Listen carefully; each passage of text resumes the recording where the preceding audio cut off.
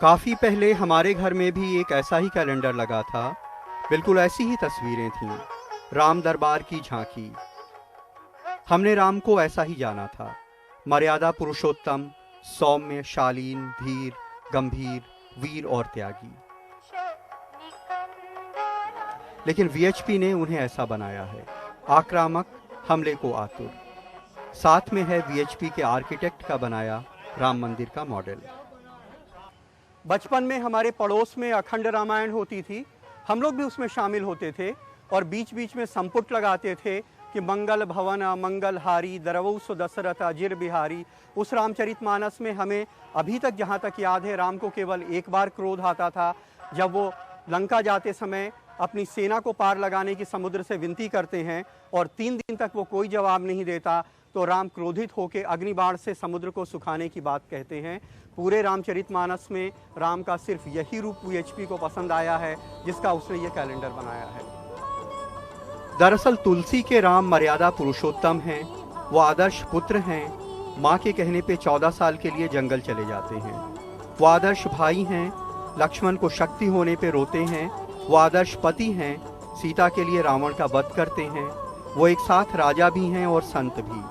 जंगल जाते हुए चेहरे पे कोई कष्ट नहीं और वापस राज पाने पे कोई अभिमान नहीं। ऐसे ही राम की रामलीला को देखते हुए हम बड़े हुए।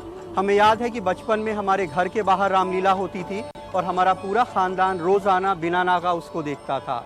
राम की हम पूजा नहीं करते थे, लेकिन हमेशा से राम हमारी संस्कृति का हिस्सा रहे हैं। और इकबाल ने तो लिखा है कि है राम के वजूद पे हिंदोस्तां को नाज, अहले नज़र समझते हैं उसको इमाम हिंद। जिस राम को हम जानते हैं वो तो इतने विनम्र हैं कि शिव का धनुष तोड़ने पे जब परशुराम क्रोधित होते हैं तो कहते हैं कि नाथ संबुधन भंजनी हारा, होई ही केव एक दास तुम्हारा। कि हे नाथ, शिव का धनुष तोड़ने वाला आपका कोई दास ही हो सकता है। लंका जाते समय जब समुद्र पार करने के लिए जाते हैं तो सबसे पहले समुद्र की प्रार्थना करते हैं। तुलसीदास कहते हैं कि प्रथम प्रणाम कीन्हि सिरनाई, कि राम सबसे पहले जाते हैं, सिर झुका के समुद्र को प्रणाम करते हैं और कुश बिछा के वहाँ बैठ जाते हैं। अभी भी हमारे इलाके में अभिवादन करने को जय राम जी की, राम राम, जय सिया राम कहते हैं। लेकिन वीएचपी ने उसे कुछ यूं बना दिया, बिल्कुल एक युद्ध घोष, मानो राम का नाम लेके हमला कर देंगे।